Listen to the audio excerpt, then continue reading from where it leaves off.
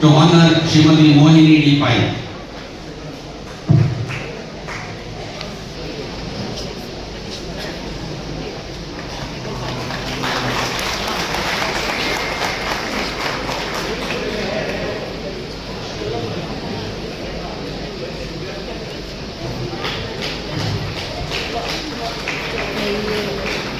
I request Dr. Ramesh Kamath to honor Shri Upendra Nayak, popularly known as our open mouth.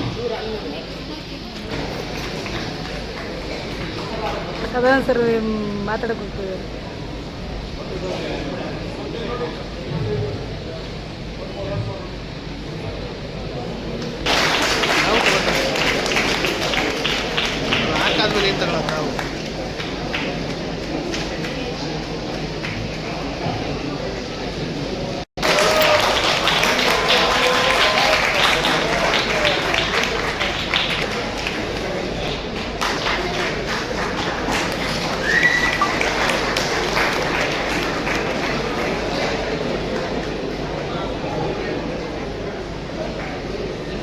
ಇಷ್ಟು ಜನ ನೀವು ಬಂದಿವಿ, ಇದಕ್ಕೋಸ್ಕರ ಸೇರಿದ್ದೀರಾ. It is really wonderful. ಇದೊಂಥರ ಪಾಸಿಟಿವ್ ಅಟ್ಮಾಸ್ಫಿಯರ್ ಕ್ರಿಯೇಟ್ ಆಗಿದೆ ಇಲ್ಲಿ. ನಮ್ಮ ಕಾಮತ್ ಅವರ ಮೂವಿ, ಅದು ಒಂದು 7ನೇ ಮೂವಿ, 5ನೇ ಮೂವಿ ರಿಲೀಸ್ ಆಗ್ತಾ ಇದೆ. ಸೊ ನಾವೆಲ್ಲ ಅದು ವಿಟ್ನೆಸ್ ಮಾಡ್ತಿದ್ದೀವಿ, ತುಂಬ ಸಂತೋಷ ಆಗ್ತಾ ಇದೆ. ನನಗೆ ತುಂಬ ಕುತೂಹಲ ಇದೆ ಹೇಗೆ ಅಂತ. ಕೊಂಕಣಿ ಭಾಷೆ ಕೆಳಗಡೆ ಅದು ಇಂಗ್ಲೀಷಲ್ಲಿ ಟ್ರಾನ್ಸ್ಲೇಷನ್ ಸಬ್ ಟೈಟಲ್ ಬರ್ತಾ ಇದೆ ಅಂತ ಗೊತ್ತಾಯಿತು. ತುಂಬ ಅವರು ಏನಂತ ಹೇಳಿದ್ರೆ ಅವರು ತುಂಬ ಕಮ್ಮಿ ದುಡ್ಡಲ್ಲಿ ವೆರಿ ಎಫೆಕ್ಟಿವ್ ಮೂವಿ ತೆಗಿತಾ ಇದ್ದಾರೆ. ಸೊ ನಾವೆಲ್ಲ ಬಂದು ವಿಟ್ನೆಸ್ ಮಾಡೋ ಥರ ಆಗಲಿ. ಕಂಗ್ರ್ಯಾಚುಲೇಷನ್ಸ್ ಅವ್ರಿಗೆ. ಇದೇ ಥರ ಮುಂದುವರಿತಾರೆ. ಸೊ ನಾನು ದುಬೈಗೆ ಹೋಗಿದ್ದೆ, ಅಲ್ಲಿಂದ ಬಂದು ಲೇಟ್ ಆಯಿತು. ಸೊ ಇಲ್ಲಿಗೆ ಬಂದಾಗ ಸ್ವಲ್ಪ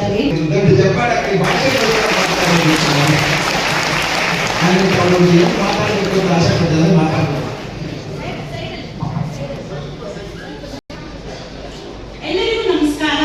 very good evening to one and all. ಇವತ್ತು ಇಲ್ಲಿಗೆ ಬಂದಿರುವ ಎಲ್ಲ ಗಣ್ಯ ಅತಿಥಿಗಳಿಗೆ, ಹಿರಿಯರಿಗೆ, ಸ್ನೇಹಿತರಿಗೆ, ಮಾಧ್ಯಮ ಮಿತ್ರರಿಗೆ ಎಲ್ಲರಿಗೂ ನನ್ನ ಹೃದಯಪೂರ್ವಕ ಧನ್ಯವಾದಗಳು. ಇದೆಂತ ಮೂಮೆಂಟ್ ಅಂದ್ರೆ ಇಂಟರ್ವ್ಯೂ ಮೊದಲು ಅಳ್ಬೇಡ ಆದ್ಯ ಅಂತ ಹೇಳೋ ಕ್ಷಣ, ಓಕೆನಾ? ಬಿಕಾಸ್ ಇದು ನನಗೆ ತುಂಬಾನೇ special day. I just love this day, ಓಕೆನಾ? ಸೊ ಯಾವ ಮೂವಿ ಒಪ್ಕೊಳ್ಳೋ ಮುಂಚೆ ಆ ಪಾತ್ರ ನನ್ಗೆ ಹೆದರಿಸಿದ್ರೆ ಅಂತ ಮೂವಿ ಗ್ಯಾರಂಟಿ ಮಾಡಲೇಬೇಕಂತೆ. ನನ್ಗಂತೂ ಚಾಲೆಂಜಿಂಗ್ ರೋಲ್ ಮಾಡೋದು ಸಖತ್ ಇಷ್ಟ. ಅದರಲ್ಲಿ ರಮೇಶ್ ಸರ್ ಒಂದೇ ಮೂವಿಯಲ್ಲಿ 2 ಪಾತ್ರ ಕೊಟ್ಬಿಟ್ಟಿದ್ದಾರೆ. ಸೊ ತುಂಬಾ ಥ್ಯಾಂಕ್ಸ್ ಸರ್. ಆಮೇಲೆ ನಾನು ಇನ್ನೂ ತುಂಬಾನೇ ಖುಷಿ ಪಡ್ತಾ ಇದ್ದೀನಿ. ಯಾಕೆಂದ್ರೆ ನಮ್ಮ ಅಪ್ಪ ಅಮ್ಮ, ಅಕ್ಕ, ನನ್ನ ಫ್ರೆಂಡ್ಸ್, ರಿಲೇಟಿವ್ಸ್, ಬೇರೆ ಮೂವಿ ಡೈರೆಕ್ಟರ್ಸ್ ಎಲ್ಲರೂ ನನ್ನ ಮೂವಿ ನೋಡಕ್ ಬಂದಿದ್ದಾರೆ. ಸೊ ಎಲ್ರಿಗೂ ನಾನು ಥ್ಯಾಂಕ್ಸ್ ಹೇಳಕ್ ಇಷ್ಟಪಡ್ತೇನೆ. ಸೊ ನನ್ನ ಸಂಖ್ಯೆ ಬಗ್ಗೆ ಹೇಳ್ಬೇಕಂದ್ರೆ ನಾನು ಡಬಲ್ ಶೇಡ್ ರೋಲ್ ಪ್ಲೇ ಮಾಡಿದ್ದೇನೆ. ಒಂದ್ ಕಡೆ ಮಧ್ಯಮ ವರ್ಗದ ತಾಯಿ, ಇಮೋಷನಲ್ ಬಟ್ ಸ್ಟ್ರಾಂಗ್ ನಮ್ಮ ಅಮ್ಮನ ತರ. ಇನ್ನೊಂದ್ ಕಡೆ ನೋಡಿದ್ರೆ ಬೋಲ್ಡ್ ಜರ್ನಲಿಸ್ಟ್, ನೇರವಾಗಿ ಮಾತಾಡೋ ಪತ್ರಕರ್ತೆ ನಂತರ. ಸೊ ಇದು 2 ವಿಭಿನ್ನ ವ್ಯಕ್ತಿತ್ವಗಳು. ಚಾಲೆಂಜಿಂಗ್ ಇತ್ತು ಬಟ್ ಸಖತ್ ಖುಷಿ ಕೊಡ್ತು. ಆಮೇಲೆ ನಗ್ನ ಸತ್ಯದಲ್ಲಿ ಆಕ್ಟ್ ಮಾಡೋ ಎಲ್ಲ ಕಲಾವಿದರಿಗೆ, ಎಲ್ಲ ಟೆಕ್ನಿಷಿಯನ್ಸ್ಗೆ ನಾನು ಧನ್ಯವಾದ ಹೇಳಕ್ ಇಷ್ಟಪಡ್ತೀನಿ.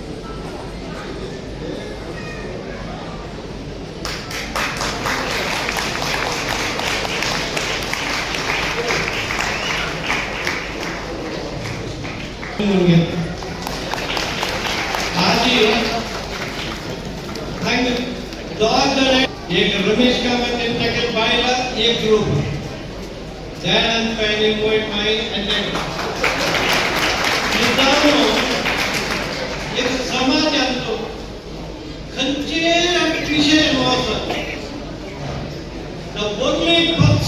Bangalore, who contributes, who supports, who encourages. The second important personality in Bangalore is Dayanand Payam, Mr. Dayanand.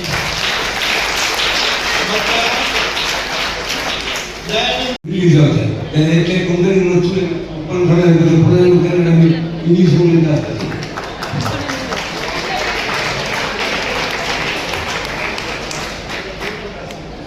ವೇದಿಕೆ ಕಾಮದವರು ಕ್ಷಮಿಸಬೇಕು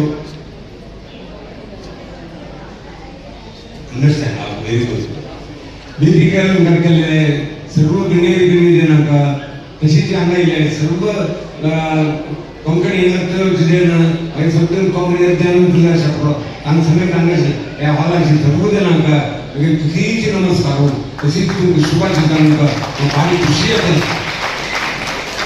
कोंकणी ಮಾಡಿ ಆಕ್ಚುಲಿ ಕನ್ನಡ ಚರ್ಚ್ ಹೋಯ್ತು ಸರ್ त्याने कोंकणी आणि गेली आवड भाषा सुधाकर भाई म्हणावं आणि गोडी लँग्वेज म्हणावं त्या गोडी लँग्वेज फक्त आमचं मला भारी खुशी ನಲ್ಲಿ ಸೇರಿಕೊಂಡು 75ನಲ್ಲಿ ನಾನು ಪೂನಾ ಫಿಲ್ಮ್ ಪದವೀಧರನಾದೆ. ಗಿರೀಶ್ ಕಾಸರವಳ್ಳಿ ಎಲ್ಲ ನನ್ನ ಜೂನಿಯರ್ ಆಗಿದ್ದು, ಅವರು 72 ಬ್ಯಾಚ್ನವರು. ಪಿ ಲಂಕೇಶ್ ಅವ್ರ ಹತ್ರ ಅವರು ಎಲ್ಲ ಫಿಲ್ಮ್ಗೂ ಅಸೋಸಿಯೇಟ್ ಡೈರೆಕ್ಟರ್ ಆಗಿದ್ದೆ. ಪಲ್ಲವಿ, ಅನುರೂಪ, ಕಂಡವಿದೆಕೋ, ಎಲ್ಲಿಂದಲೋ ಬಂದವರು ಎಲ್ಲ ಚಿತ್ರಕ್ಕೂ, ಎಲ್ಲ ಡಾಕ್ಯುಮೆಂಟ್ರಿ ಚಿತ್ರಕ್ಕೂ ನಾನೇ ಅಸೋಸಿಯೇಟ್ ಡೈರೆಕ್ಟರ್ ಆಗಿದ್ದೆ. ನಂತರ 1980ರಲ್ಲಿ ಲಂಕೇಶ್ ಅವರು ಚಲನಚಿತ್ರ ಮಾಡೋದನ್ನು ನಿಲ್ಲಿಸಿದ್ರು. ಯಾವುದೋ ಕಾರಣಕ್ಕೆ ಏನು ಮಾಡೋದಿಲ್ಲ, ಸಿನಿಮಾ ತುಂಬ ದುಡ್ಡು ಕಳ್ಕೊಂಡೆ ಅಂತ. ಆವಾಗ ನಾನೊಂದು ಸಿನಿಮಾ ಮಾಡಬೇಕು ಅಂತ ಯೋಚನೆ ಮಾಡಿದಾಗ ನಮ್ಮ ತಾಯಿಯವರು ಹೇಳಿದ್ರು, ಕೊಂಕಣಿ ಭಾಷೆ ಇದುವರೆಗೂ ಚಲನಚಿತ್ರನೇ ಇಲ್ಲ, ನಮ್ಮ ಮಾತೃಭಾಷೆ ಕೊಂಕಣಿಪ್ಪ, ಸಾಮಾನ್ಯವಾಗಿ ಋಣಗಳಿರುತ್ತಂತೆ. ಒಂದು ನಮ್ಮ ತಂದೆ ತಾಯಿಯ ಋಣ, ನಮ್ಮ ಟೀಚರ್ಗಳ ಋಣ, ಅಂದರೆ ನಮ್ಮ ಶಿಕ್ಷಕರ ಋಣ, ಆ ಊರಿನ ಋಣ, ಆ ದೇಶದ ಋಣ, ಅದೇ ತರಹ ಭಾಷಾ ಋಣ ಅಂತ ಇರುತ್ತಂತೆ. ಮಾತೃಭಾಷೆಯಿಂದಲೇ ನೀವು ಶುರು ಮಾಡೋದು ಜನ್ಮದಲ್ಲಿ ಹುಟ್ಟಿದ ಕೂಡಲೇ. ಆ ಭಾಷೆ ಋಣ ಸಂದಾಯಕ್ಕೋಸ್ಕರ ನೀನು ಕೊಂಕಣಿ ಭಾಷೆನ ಸಿನಿಮಾ ಮಾಡಪ್ಪ ಅಂತ ಹೇಳಿದ್ರು. ಅದು 1980ರಲ್ಲಿ.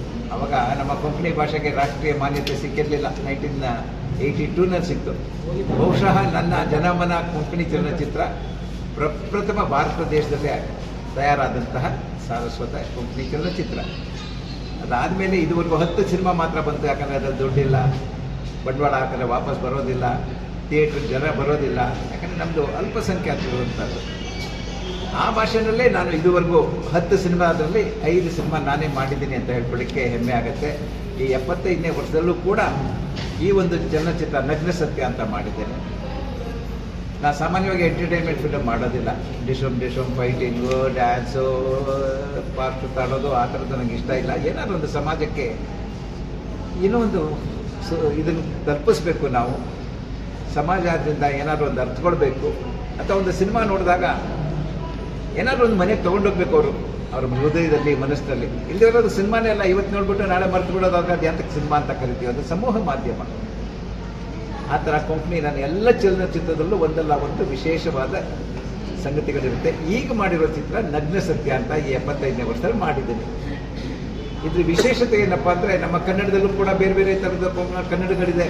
ಮೈಸೂರು ಕಡೆ ಕನ್ನಡ ಅಂತ ಇದೆ, ಅದೇ ಥರ ನಮ್ಮ ಗುಲ್ಬರ್ಗ ಕಡೆ ಕನ್ನಡ ಅಂತಿದೆ, ಹುಬ್ಬಳ್ಳಿ ಕಡೆ ಕನ್ನಡ ಅಂತಿದೆ, ಎಲ್ಲವೂ ಕನ್ನಡನೇ. ಹಾಗೆ ನಮ್ಮಲ್ಲೂ ಕೂಡ ಬೇರೆ ಬೇರೆ ತರಹದ ಕೊಂಕಣಿ ಇದೆ. ಸಾರಸ್ವತ ಕೊಂಕಣಿ ಇದೆ, ಅದೇ ಥರ ನಮ್ಮದು ಗೌಡ ಸಾರಸ್ವತ ಕೊಂಕಣಿ ಅಂತ ಇದೆ, RSB ಕೊಂಕಣಿ ಅಂತಿದೆ, ಕ್ರಿಶ್ಚಿಯನ್ ಕೊಂಕಣಿ ಅಂತಿದೆ, ಮುಸ್ಲಿಂ ಅವ್ರ ನವಾಯತ್ ಕೊಂಕಣಿ ಅಂತೆಲ್ಲ ಇದೆ.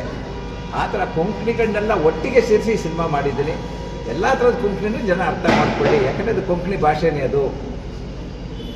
ಆ ನಿಮಿತ್ತ ಈ ಚಲನಚಿತ್ರದಲ್ಲಿ ಎಲ್ಲ ಥರದ ಕೊಂಕಣಿ ಭಾಷೆನ ಸೇರಿಸಿ ಮಾಡಿರುವಂಥ ಚಿತ್ರ. ಎರಡನೇದು, ತುಂಬ ಸೀರಿಯಸ್ ಸಬ್ಜೆಕ್ಟ್ ತಗೊಂಡಿದ್ದೀನಿ. ಸೆನ್ಸಾರ್ನಲ್ಲೂ ಕೂಡ ತುಂಬ ಚರ್ಚೆ ಆಯಿತು, ಈ ಸಿನಿಮಾಗೆ ಕೊಡಬೇಕೋ ಬೇಡವೋ ಸರ್ಟಿಫಿಕೇಟು ಅನ್ನೋದೆಲ್ಲ. ಆದರೂ ಕೂಡ ಕೊಟ್ಟರು, UA ಸರ್ಟಿಫಿಕೇಟ್ ಕೊಟ್ಟಿದ್ದಾರೆ. ಏನದ್ರ ಉದ್ದೇಶ, ಯಾವ ಥರ ವಿಶೇಷ ಇದರಲ್ಲಿ, ಏನು ಅದರ ಕಾನ್ಸ್ಟಿಟ್ಯೂಷನಲ್ ಪಿಲ್ಲರ್ಸ್ ಅಂತ ಇದೆ. ಆ ಪಿಲ್ಲರ್ಸ್ಗಳು ನನ್ನ ಪ್ರಕಾರ ಅಥವಾ ಸಾಮಾನ್ಯರ ಪ್ರಕಾರ ಸರಿಯಾಗಿ ಕೆಲಸ ಮಾಡ್ತಾ ಇಲ್ಲ. ರೂಪಾಯಿ ಸರ್ಕಾರಕ್ಕೆ ಮೋಸ ಮಾಡಿದ್ರು ಅವ್ರಿಗೆ ಏನೂ ಆಗ್ತಾ ಇಲ್ಲ. ಯಾತಕ್ಕೆ ಅಂತ ಜನ ಚಿಂತನೆ ಮಾಡ್ತಾರೆ. ಈ ಥರ ಒಂದು ಸಬ್ಜೆಕ್ಟ್ನ ನಾನು ತೆಗೆದುಕೊಂಡು ಒಂದು ಹೆಣ್ಣಿನ ಮೂಲಕ ಹೇಳ್ತೀನಿ. ಹೆಣ್ಣಿನ ಶೋಷಣೆ ಎಷ್ಟಾಗ್ತಾ ಇದೆ ನಮ್ಮ ಭಾರತ ದೇಶದಲ್ಲಿ, ಅವ್ರಿಗೆ ಸರಿಯಾದ ನ್ಯಾಯ ಸಿಗ್ತಾ ಇದೆಯಾ? ನ್ಯಾಯಾಂಗ, ಶಾಸಕಾಂಗ, ಕಾರ್ಯಾಂಗ, ಅದು ಸಿಗೋದಿಲ್ಲ ಅವಳಿಗೆ. ಆವಾಗ ಅವಳು ಸಾಯ್ತಾಳೆ ಯಾವುದೋ ಒಂದು ಕಾರಣದಿಂದ. ನಂತರ ಅವಳ ಮಗಳು 20 ವರ್ಷದ ನಂತರ ಅವಳು ಪತ್ರಿಕಾಕರ್ತೆ ಆಗ್ತಾಳೆ. ಆವಾಗ ಪತ್ರಿಕಾ ಧರ್ಮನ ಎತ್ತಿಡಿಯೋಕ್ಕೋಸ್ಕರ ಅವಳು ತನ್ನ ತಾಯಿಗೆ ಯಾರ್ಯಾರು ನ್ಯಾಯ ಮೋಸ ಅನ್ಯಾಯ ಎಲ್ಲ ಮಾಡಿದ್ರಲ್ಲ ಅವನ್ನೆಲ್ಲ ಎಕ್ಸ್ಪೋಸ್ ಮಾಡಿ ಅವ್ರಿಗೆ ಶಿಕ್ಷೆ ಸಿಗೋ ಥರ ಮಾಡುವಂತಹ ಕಥಾಚಿತ್ರ ಇದರಲ್ಲಿ ತೋರಿಸಿದ್ದೀನಿ. ಸುಮಾರು ರಾಜಕಾರಣಿಗಳು ಯಾವ್ಯಾವ ಥರ ಏನೇನು ಮಾಡ್ತಾರೆ, ಯಾವ ತರಹ ಅನ್ಯಾಯ ಮಾಡ್ತಾರೆ ಜನರಿಗೆ ಅನ್ನೋದೆಲ್ಲ ತೋರಿಸಿದ್ದೀನಿ. ನನ್ನ ಜೊತೆ ಸ್ವಲ್ಪ ಚರ್ಚೆ ಎಲ್ಲ ಆಯಿತು. ನಂತರ ಕೂಡ ಸರ್ಟಿಫಿಕೇಟ್ ಸಿಕ್ಕಿದೆ. ಜನ ಖಂಡಿತ ಇಷ್ಟಪಡ್ತಾರೆ ಅಂತ ನಾನು ಅಂದ್ಕೊಳ್ತೀನಿ. ಮತ್ತೊಂದು ವಿಶೇಷ ಅಂದರೆ ಕೊಂಕಣಿನಲ್ಲಿ ಹೆಚ್ಚು ಖರ್ಚು ಮಾಡೋಕ್ಕಾಗಲ್ಲ, ಆದರೂ ಕೂಡ ನಾನು 25-26 ಲಕ್ಷ ಖರ್ಚು ಮಾಡಿದ್ದೀನಿ. ಅದೇ ಕಡಿಮೆ ಅಂತ ಹೇಳೋಣ, ಬೇರೆಯವ್ರು ಮಾಡ್ಬೇಕಾದ್ರೆ 1 ಕೋಟಿ ಖರ್ಚು ಮಾಡಿರೋದು ಈ ಸಿನಿಮಾಗೆ. ಈ ಸಿನಿಮಾನ ಅಮೇರಿಕಾದಲ್ಲಿ ಹೋಗಿ ಶೂಟ್ ಮಾಡಿದ್ದೀನಿ. ಸ್ಟ್ಯಾನ್ಫರ್ಡ್ ಯೂನಿವರ್ಸಿಟಿಯಲ್ಲಿ ಶೂಟ್ ಆಗಿದೆ. ಒಳ್ಳೆ ಕ್ಯಾಮ್ರಾ, ನಮ್ಮ PVR ಸ್ವಾಮಿ ಅಂತ ತುಂಬ ಅದ್ಭುತವಾದ ಕ್ಯಾಮ್ರಾಮನ್ನು, ನ್ಯಾಷನಲ್ ಅವಾರ್ಡ್ ಕ್ಯಾಮ್ರಾಮನ್ನು, ನ್ಯಾಷನಲ್ ಅವಾರ್ಡ್ ಎಡಿಟ್ರು, ನ್ಯಾಷನಲ್ ಅವಾರ್ಡ್ ಮ್ಯೂಸಿಕ್ ಡೈರೆಕ್ಟರ್ ಅವರೆಲ್ಲ ಸೇರ್ಕೊಂಡು ಮಾಡಿರುವಂಥ ಸಿನಿಮಾ. ತುಂಬ ಒಳ್ಳೆಯ ಸಿನಿಮಾ ಇದು. ಕನ್ನಡದಲ್ಲಿ ಸಾವಿರಾರು ಜನ ಇದ್ದಾರೆ ಡೈರೆಕ್ಟರ್ಗಳು, ಅದ್ರ ಮಧ್ಯೆ ನಾನೊಬ್ಬ ಆಗ್ತೀನಿ. ಯಾರು ನೆನಪು ಮಾಡ್ಕೊಳ್ತಾರೆ? ಆದರೆ ಕೊಂಕಣಿನಲ್ಲಿ ಬಂದಿರೋದೇ 10 ಸಿನಿಮಾ, 5 ಸಿನಿಮಾ ನಾನು ಮಾಡಿದ್ದೀನಿ ಅಂದರೆ ನಾನೇ ಪಾಲ್ಕೆ ಕೊಂಕಣಿ ಸಿನಿಮಾದಲ್ಲಿ. ಮತ್ತು ಒಳ್ಳೆಯ ಚಿತ್ರ ಮಾಡಿದ್ದೀನಿ. ಯುವ ಜನತೆಗೆ ಅವರುಗಳು ನನ್ನಿಂದ ಪ್ರೇರಿತರಾಗಿ ಅವರು ಈ ಕೊಂಕಣಿ ಚಲನಚಿತ್ರನ ಮುಂದುವರ್ಸೋಂಥ ಕೆಲಸ ಮಾಡಿದ್ರೆ ಅದಕ್ಕಿಂತ ಹೆಚ್ಚು